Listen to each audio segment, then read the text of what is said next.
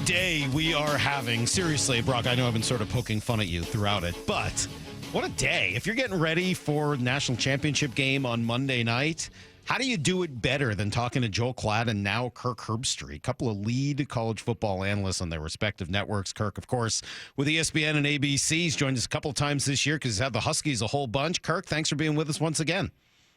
Good morning, guys. How you doing? Well, I tried, Kirk. I tried to tell you, this is the last time. I promise I won't bug you again. I won't bug you again. It's the first, it's the second, it's the third. And then these doggone Huskies just decide to go 14-0, put themselves in a position that's never been done in the history of the program. And you and Fowler and crew get to see them what? Is this your fourth time now this year?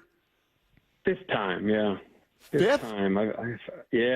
Yeah, I believe so. I'm looking at all my different boards. The two Oregon games, the Oregon State game. What was the other one? The two Oregon games? USC at the Coliseum. Yeah. The fifth? Yeah. Fifth? Pretty amazing. I mean, it was really quite a bunch. You know, the Oregon game in Seattle, of course, was just such a great game, great scene. Michael Penix after the game, the emotion.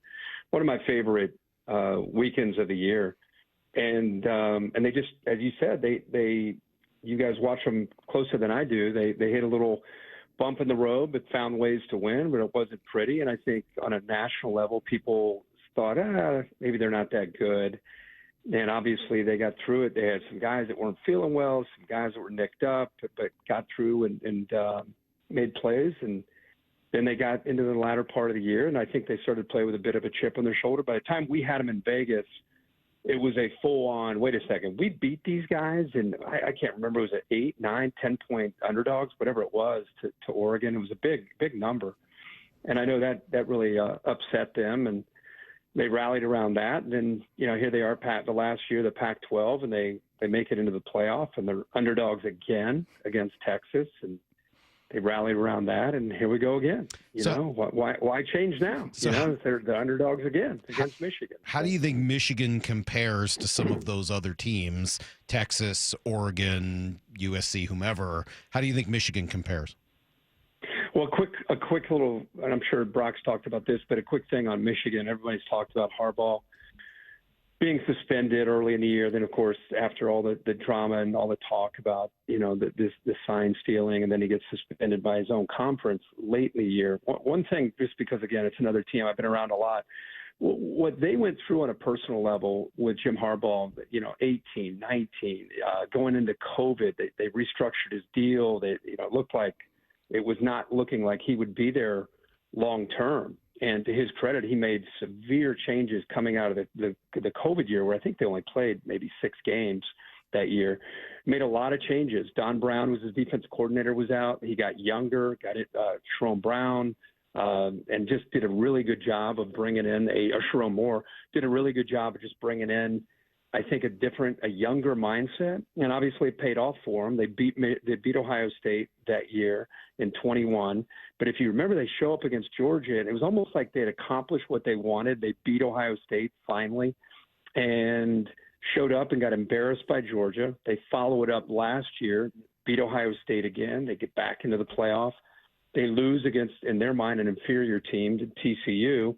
And a lot of those guys participated in a lot of those seasons. So now, to me, this team, J.J. McCarthy, Blake Corum, they were in autopilot. So he gets suspended the first 3 games. They don't care. They are locked and loaded. All the drama around the program about the sign stealing, Harbaugh gets suspended. These veteran guys, they were on a mission. It wasn't beat the Ohio State this time. It was to get back to the playoff and kind of finish this thing the right way. So they have their moment against Alabama. They beat them. And as you heard Blake Corum on the podium after the game, we're not done. We got one more. So what I love about this game is we've got 2 teams that have great leadership, player-led, big goals in mind, don't want to be patted on the back. And now we're 60 minutes away from one of these teams who willed their team to this moment. One of these teams will finally climb that mountain and win it all, and one will come up a little bit short. So there's a lot of emotion and a lot on the line for both these teams after all that they've accomplished. Because you and Chris hogged the Huskies all season long, right? You got him now a fifth time. Poor McDonough and Greg, they got him for the first time last week, and we had we had Sean on, and I said, Sean, you're just going to see it. You're going to see it on the field. You're going to see it at walkthrough. You're going to see it that in person, Michael Penix is different. And he's like, and then he told a great parallel, Kirk. He's like, you know what? I kind of feel that because when I'm at the club and where he lives on his private course there in Arizona, there's 30 touring pros.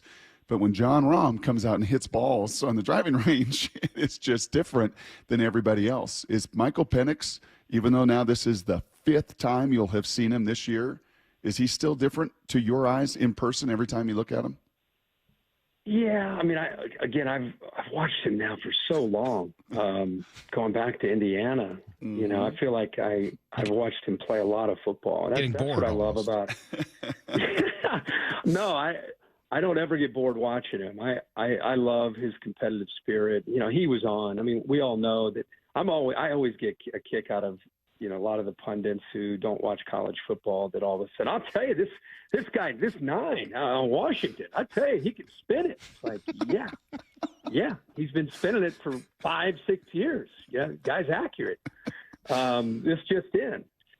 I love watching him, and what it's like, Brock, when you do a game, you get a chance to sit down and talk to these guys, and not that you're like pals with them, but you just look in their eye a little bit and get to know them and appreciate them. That's probably my favorite part in 28 years of doing this is just watching these players, and some of them you can get a little bit closer to, and others just kind of a little shy, a little uncomfortable. But Michael, I think, is pretty comfortable with our crew, and I love that he's very quiet in his kind of angst that he has being doubted or his team being doubted. And I think on the field, he turns into another person, like all the great ones do. He just has that it factor about him. And I'm not comparing these guys to the 2019 LSU team. I'm not saying it's Joe Burrow and Jamar Chase and Justin Jefferson and Clyde Edwards-Helaire, but I've been saying this for much of the year.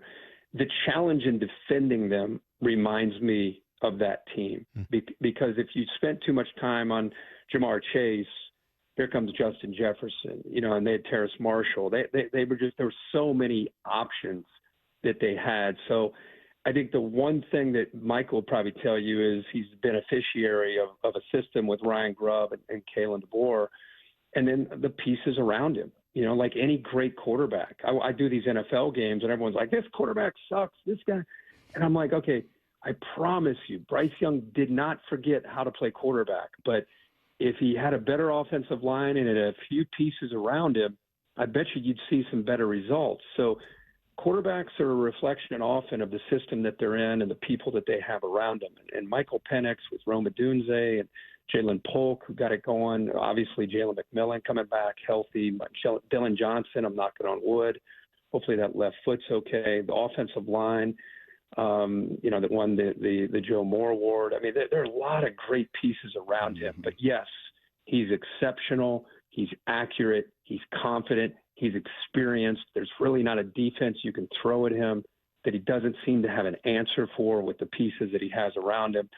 And now it's the greatest test. I mean, Jesse Minter, as you saw in the Rose Bowl, they really pride themselves on confusion. They love to give you one look and go to another. They love to bring the linebackers, both their inside linebackers, Barrett and Colson, 23 and 25. They'll try to disguise it. They do it very well. What you appreciate about Michigan is they're not a lot of 5 stars all over the place. This is a team defense. This is a bunch of guys that have developed and grown and are what. Now, don't get me wrong. They have a Will Johnson at corner number 2. Him against Rome Odunze will be must-see TV. You got Mason Graham in the inside, 55, who's a real difference maker and disruptor in the interior. Junior Colson, Stainistril, the nickel. I mean, they've got some great players, but if we go back 5 years ago, it's not like they got the number one player here, number one player here. They're not that team. They're more of like Boise State, or like Washington. They're like Washington. It is like Washington. It's they develop guys, the weight room, the culture, So that's what's so fun about the matchup with these two teams. It's not an accident that culture for both teams gets them to Monday night in Houston. It was interesting, Kirk. Brock mentioned we talked to McDonough last week, and he was talking about how in the semifinal games, the New Year's games, you get a month layoff before those games, and maybe it leads to some sloppiness occasionally, and who can kind of figure out how to deal with that long layoff. Having called as many national championship games as you have, how does that change? What are those? What are the things that change for teams and matter on that even bigger stage in the national championship game? Well, I think it's all about the first game. To me, is more of a question mark when you have that 30-day window to try to, who's practicing, who's physical, who's trying to rest the legs, who's doing more mental reps. Everybody has their own formula to get ready. If you noticed that, we didn't. I don't think in either game it was like a glaring amount of missed tackles, but I know these coaches, that's always their biggest fear is you get into a rhythm, you get into a routine on a weekly basis for 12 or 13 weeks. And then you got transfer portal and you got NIL and you got to get a recruiting class. There's a lot of distractions. So who can handle all that? I think obviously the best gives your team an advantage. Now that you have that game behind you, you're able to win that game. Now this is more like a normal week. This is. I was talking to my wife about. She was asking when the teams get in, and I said that's what's so interesting about the national championship is it's almost more like an away game. This is like Washington going to USC or Michigan going on the road to play. Wisconsin. They treat the national championship like a normal game, whereas the bowl itself, whether it's the Sugar or the Rose, that's more of a true experience. You go out to the Lowry's, you do whatever you're going to do, go to the theme park.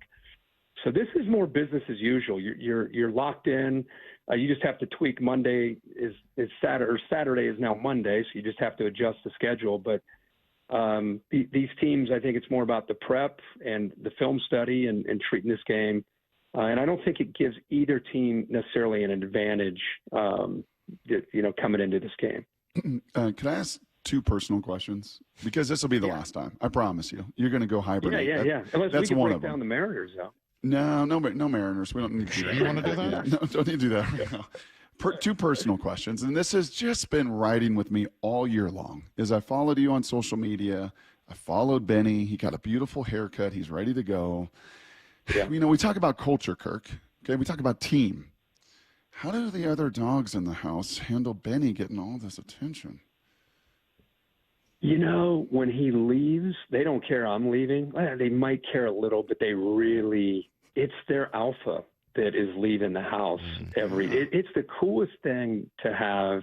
I've always had two golden retrievers much of my life, from like the time I was probably 17 years old. I've always believed, and I'm a huge dog fan. I love their personalities. I love just how they're different. And I've always had two. Well, then we had three, and then our breeder ended up having another male. Now we have four. And I swear to just, the older dogs teach the younger dogs. And I just kind of, when I take them for a walk, I never use a leash, and I just teach them we have a 12-week-old right now, and he just kind of falls in line with the older dogs. So when I go out in public, like when I was at the Washington-Oregon game in Seattle, like Ben didn't have a leash on. He's just kind of walking around. When you put a leash on him, he's like, "What do you think? I'm a dog? Get that thing off of me," But no, they look at him like, You're leaving? You're leaving us again? And what's weird is when I zip my bags and I get my bags all together and I get near the front door, Ben's laying by the front door like, "I'm going." And the other three are like, "Are you taking him?" And I'm just like, "Yeah, man, I'm sorry." So it's a little bit heartbreaking, but when you come back, to see their reaction to him coming back is always cool. Is there a number of I'm a dog person. I'm about to get a new dog myself. Is there a number of dogs at which you're sort of like a crazy cat person, but with dogs? I've never had. I just recently, a couple years ago, got three, and now you're four. I remember I had four sons living in my house. But that means you're not that far away from having a fifth or sixth dog. And at some point, Kirk, you're basically giving up your job at ESPN to become a breeder. Like, I'm concerned for you, and really kind of concerned for college football. I don't know if I'll go to that extreme.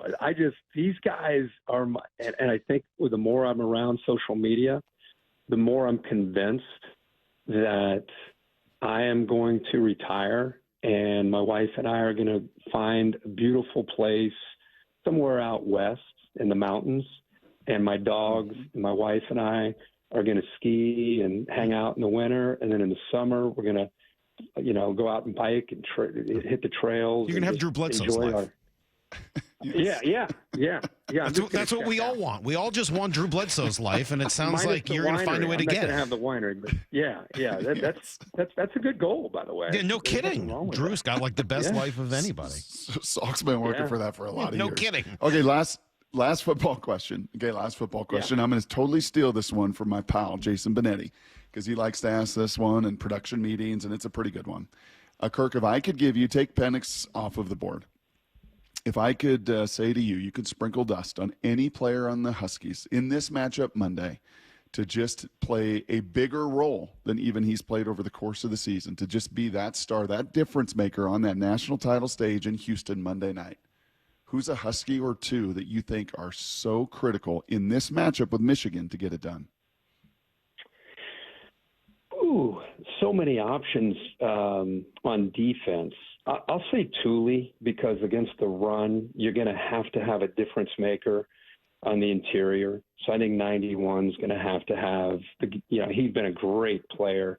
He's going to have one of those games where it's like, holy cow, guy made another play, just because the style of ball that Michigan plays.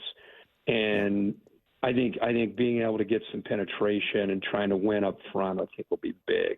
So I think he would be one that stands out to me. And then it's easy to say Rome. And I don't know Dylan Johnson's health. I don't know if they even know at this point. Hopefully I would say if he were healthy, or if he is healthy, he would be another easy choice for me. But I think it's either going to be Polk or McMillan. Because I think Rome's going to get a lot of attention, and him and Will Johnson, like I said, you're looking at two first-rounders going up against each other, so that'll be great. It'll get a lot of attention. But I think the battle, opposite of Will Johnson, Josh Wallace from Michigan, number 12, he's the corner on the other side. He played at UMass for 4 years before he entered the transfer portal. They won 3 games in 4 years at UMass. When Michigan broke camp, the one question that they had on their entire team that they just didn't know the answer, who's going to be our corner opposite of Will Johnson? And this Josh Wallace has emerged and become a very solid player for them. If he gets matched up against McMillan or Polk, how does he hold up? Because I think with Michael Penix, and if he has time to throw, that could be a heck of a matchup that eventually plays itself out. And whoever wins opposite of Will Johnson, whoever wins that battle with Wallace going up against the other receivers, I think it could go a long way in determining who wins the game. It's pretty fun. We will not bother you until next year. You go hibernate after this game. Go talk to your wife a little bit more. You don't want to ask him about how they won? No. Okay. We've bugged him 5 times. Oh, if Washington wins, then it'd be my honor to come on and break the game down. Yeah, if they lose, we'll never talk to you again, most likely. But if they win, we'll just consider it some sort of announcer jinx or one of those things, and we'll just kind of move on. Yeah. But if they win, I care about marriages. You know this, Salk, and Maura knows this too. I care about marriages. Right, I want Kirk to go enjoy his off season and his time. That was why he needed to come on with us more, give his wife more space, and give us, and allow everything to breathe. Kirk, you're the best, Derby man. Know this. I'll let you go, but you guys already know this, and I've told you this before. Love coming on with you guys, but I think one of the most underrated fan bases, because they haven't been back in a long time, is Washington. I've always said, when the college national championship started to be bid around different parts of the country, I was like, when is Seattle going to host? Because they have a rabid college football fan base, not just for the Huskies. I think they appreciate good football. So hopefully one day maybe it'll land in Seattle. But I hope that their fans must be just going absolutely crazy. Nuts. I'm sure they're just we're ready to go to Houston and take it over. So congrats to Damon works there, Kirk, right? You jumped on with us the Oregon week, and Damon works there. I think he said he had 5,000 people yesterday text him for tickets. Oh my God, it's going to be. You have two hungry fan bases. It's going to be awesome. Congrats to Washington in the year. Congrats on this new head coach for these last couple of years with Kalen DeBoer. The way he does it, not just the winning, but just the way he does it. He's one of the beacons in the sport, really is, and I really appreciate what he's been able to build. And look forward to calling the game on Monday night. Hopefully, it's an instant classic.